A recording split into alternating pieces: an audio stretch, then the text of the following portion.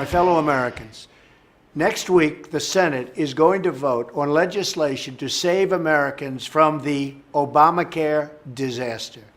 ObamaCare has wreaked havoc on American lives, and if we don't replace it, the calamity will only get worse, and I mean get worse by a lot.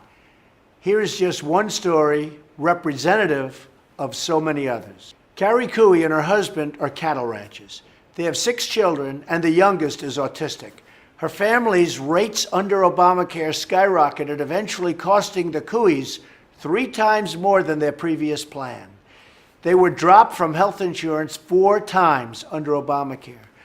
When I met with Carrie in March, she told us that her family couldn't afford the equipment they needed to do the jobs while paying these crushing insurance premiums. Americans like Carrie and her family desperately need relief from this terrible, terrible law. The Democratic politicians who passed Obamacare made many big promises, but they turned out to be lies, absolute, total lies. They promised Obamacare would reduce premiums by $2,500.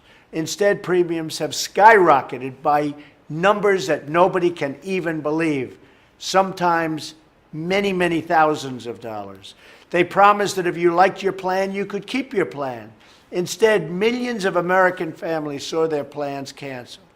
They promised Obamacare would offer better options for American families, but in the past 2 years, half the insurance companies have pulled out and left the individual market.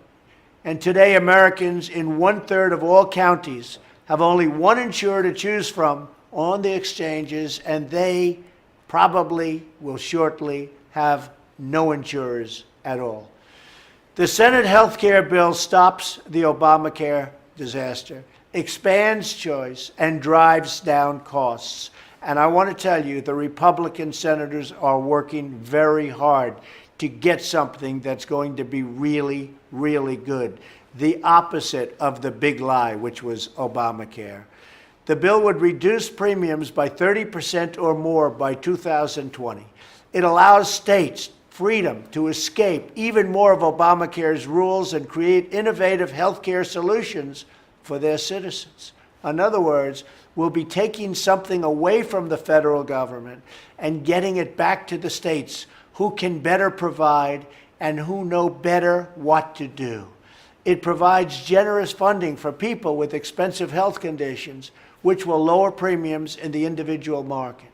The bill doubles the amount that Americans can contribute to tax-free health savings accounts and allows you to use those accounts to pay your premiums. This plan provides states with the much-needed flexibility to better manage their Medicaid programs. It maintains Medicaid coverage for every single elderly American, disabled American, and American child who is currently on the program. It also expands the opportunity for people on Medicaid to purchase a private plan with federal financial assistance. And with these much-needed long-term reforms to strengthen the safety net for our neediest citizens, the Obamacare repeal and replace plan would significantly reduce the federal deficit. So it would be good for the federal government. It'll cost you less money by a lot, and it'll be a much better plan. You can't do better than that. When I ran for president, I made a commitment to the American people to repeal and replace Obamacare.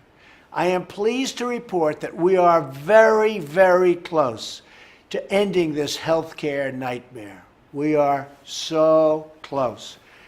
The legislation working its way through Congress provides the choice and control people want, the affordability they need, and the quality they deserve in health care.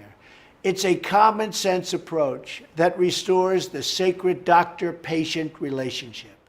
And you're going to finally have great health care at a lower price.